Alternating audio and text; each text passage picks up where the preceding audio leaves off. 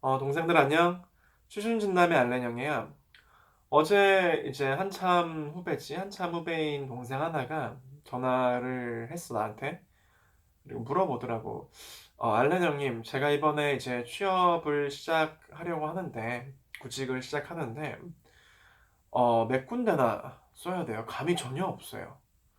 형, 그리고 제가 좀 확률이 낮은 데는 그냥 도전 굳이 할 필요 없겠죠? 안 써도 되겠죠? 형, 내가 뭐 전공이나 이런 게 안 맞으면은 아예 안 쓰는 게 낫겠죠? 뭐 이런 류의 질문들을 어제 하더라고.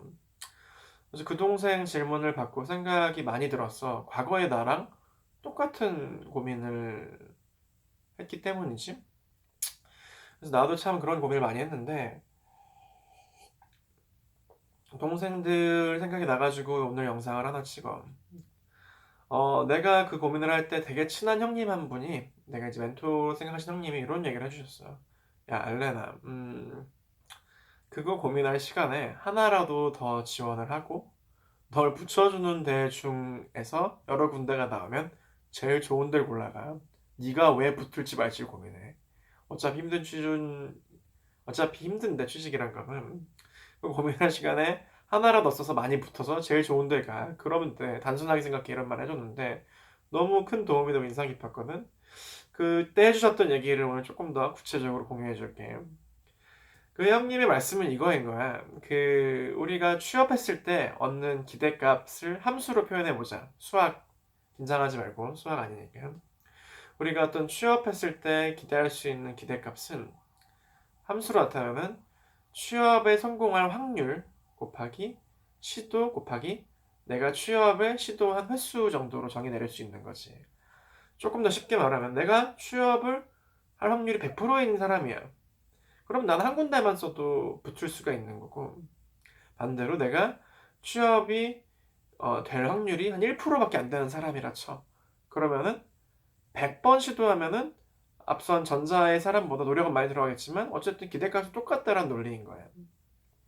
근데 이게 되게 큰 얘기였던 게, 나를 비롯해서 그리고 그 이후의 후배들을 봐도 대부분 취업의 확률을 높이는 데에만 좀 집중을 하지 시도 횟수 자체는 많이 해야겠다라는 생각을 갖고 있는 애들이 많진 않더라고. 근데 이걸 조금 더 구체적으로 얘기해 줄게. 취업 확률을 높이는 일은 거의 불가능에 가까워. 취업 시즌에 다가와서. 그리고 그래서 비효율적이야. 생각을 해보자. 우리가 흔히 말하는 취업 확률을 높이기 위해서 흔히 보는 것들이 뭐가 있을까? 뭐 기본적으로 스펙이 있겠지, 스펙. 스펙 중에서도 우리가 뭐 학벌도 있고 전공도 있고 학점도 있고 대외 활동, 뭐 인턴십, 봉사활동 많이 있는데 자격증 등등. 그냥 가장 기본적인 것만 생각을 해보자. 가장 기본적인 것만. 예를 들어 학벌을 예로 들어보자.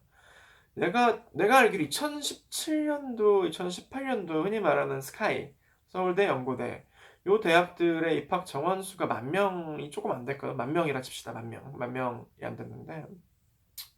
내가 또 방금 검색하고 왔어. 삼성그룹의 작년 하반기 공채 인원, 삼성전자를 포함한 그룹 전체의 하반기 공채 인원이 10,000명이더라고. 10,000명. 그럼 되게 단순하게 생각해보자. 복잡한 계산을 할 수도 있지만 단순하게 생각을 해봤을 때 서울대 연고대 입학 정원 10,000명이 균등하게 그냥 쭉쭉쭉 올라가서 휴복학한 사람들의 비율도 동일하다가 치고, 그러면은 4학년이 된 서울대 연고대생들은 10,000명이 나오는 거야. 근데 물론 그 중에 뭐 내가 대학원을 더 가서 공부를 하는 사람도 있을 거고, 사업하는 사람도 있을 거고, 뭐 공무원 시험이나 고시 치는 사람들도 있을 거고, 다 빼서 그냥 구직을 하는 사람이 구직을 안 하는 사람들, 그러니까 취업을 안 하는 사람들이 한 40%라고 그냥 가정을 해보자. 러프한 숫자지만. 그러면은 서울대 연고대생 10,000명 중에서 60%는 취직을 시도한다는 거고, 뭐 삼성그룹 계열사들은 대부분 한 번 정도는 다 쓴다는 전제하에서 삼성그룹 공채 10,000명 중에서 6,000명 정도는 스카이에서만 뽑을 수 있다는 거야. 단순하게.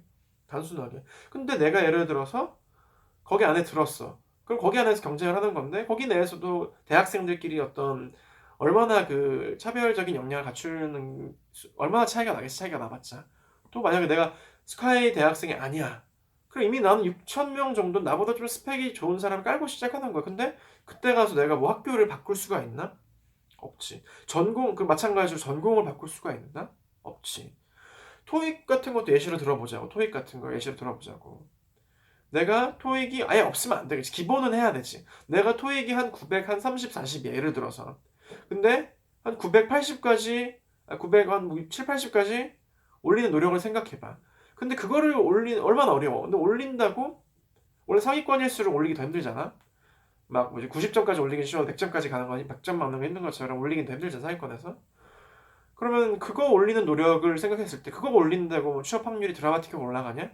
아니라는 거야. 이제 취준을 앞둔 입장에서 이미 내가 갖고 있는 어떤 기본적인 역량을 올리는 거는 뭘 올려야 될지 좀 가물가물하고 애매하고, 올리는데 필요한 노력과 기대 효과를 생각해보면은 생각보다 이미 뒤집기 어려운 거야 확률이라는 거는. 그렇다면은 이제 횟수로 넘어가 보자고. 횟수가 중요한 이유가 여기서 나와. 확률이 이미 고정된 상수값이라고 생각을 한다면은 횟수는 그래도 내가 통제하고 변화를 낼 수 있는 가장 큰 일인 거지. 내가 부지런만 하면 되는 거거든. 내가 확률은 막 1%가 했던 걸 100% 올리는 건 너무나 힘든 얘기인데 횟수를 한 1회에서 100회까지 올리는 건 그냥 내가 하면 되는 거거든. 상대적으로 쉬운 거거든. 난 누차 강조하지만 혹시나 할까봐. 확률은 신경 쓰지 말고 횟수만 늘려라는 얘기도 아니고 횟수만 신경 쓰라는 얘기는 아니야. 둘 다 해야 돼. 하지만 우리가 통제할 수 있는 효과적인 변수가 횟수라는 거야. 우리가 기억해야 될 건. 응? 우리가 좀 더 부지런하고 멘탈만 강하면 되는 거야. 근데 이 횟수라는 게 중요한 이유는 내가 통제할 수 있는 유효한 변수라는 게 하나가 있지만 그 이외에도 실제 확률을 높여주고 예상치 못한 다른 효과들을 낼 수 있다는 데 의미가 있어. 조금 더 구체적으로 말해줄게. 내가 실제 자소서를 써서 지원해보고 면접까지 가서 뭐 보고 떨어지고 하면은 내가 실제적으로 지금 더 올려야 될 게 뭔지 구체적인 숫자들을 알 수 있게 돼. 막연하게 내가 지원을 안 해봤어. 그냥 마인드로만 생각해. 나는 학벌이 안 되니까 쓰면 안 되지 않을까? 그건 나의 가설인 거잖아. 내가 영어 점수가 부족하니까 안 된 게 아닐까? 가설이잖아. 근데 실제 지원을 해보고 안 되면은 내가 진짜로 다른 붙은 사람들을 만나보고 면접장에서도 들어보고 혹은 같이 지원해서 붙은 친구들 서류를 보니까 내가 어떤 부분이 구체적으로 뭐가 떨어졌구나 라고 이해가 되고 거기에 따른 좀 더 효과적인 계획을 세울 수 있게 돼.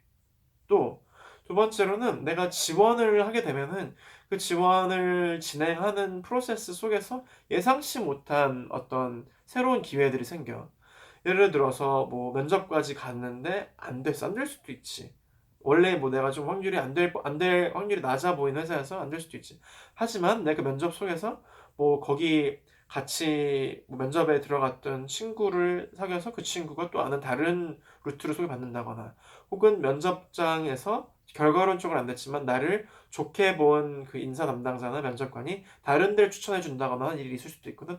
나 같은 경우에도 삼성이 아니구나. LG전자 상품기획실로 면접을 봤는데 면접이 떨어지고 나서 연락이 왔어. 인사팀에서 알렌 씨는 상품기획실을 보다는 해외 마케팅 팀으로 추천해주고 싶어서 그런데 면접 보겠냐 해서 면접 본 데서 해외 마케팅 팀 면접 봤었고 해외 마케팅 팀 면접을 한 두 번 정도 보니까 갑자기 LG전자 전략실 면접에 추천을 해주고 싶다고 또 전략실 면접을 보라고 했었어. 결과론적으로 그 상품 기획과 마케팅은 안 맞다고 판단을 하신 거지. 근데 그런 식으로 내가 지원을 안 했으면은 그런 기회들이 생기지가 않았을 거거든. 혹도 내가 또 면접 대기실에서 만났던 친구가 본인은 관심이 없는 회사의 TO 자리인데 혹시 친해지다 보니까 관심 있냐 해서 그런 사람도 소개시켜줘가지고 면접을 본 기회도 있었고.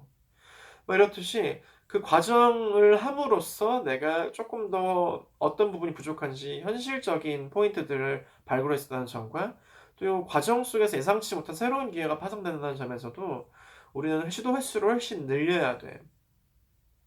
그래서 다시 이제 처음 질문으로 돌아가서 아주 후배의 질문으로 돌아가서 내가 여기 뭐 붙을지 말지 고민하는 것 자체가 큰 의미가 없는 거. 어차피 뽑는 거는 회사의 입장이고 회사가 뽑는 그 기준은 우리가 뭐 구체적으로는 알 수가 없는 것이고 내 확률에서 이제 와서 취업 시즌에 도달했을 때 내가 내 확률을 높이는 행위는 해야겠지만 대단히 생각보다 통제할 수 있는 변인들이 적고 효과도 적다라는 점에서 우리가 유일하게 통제할 수 있는 변수인 시도 횟수를 좀 강하게 늘려야 한다.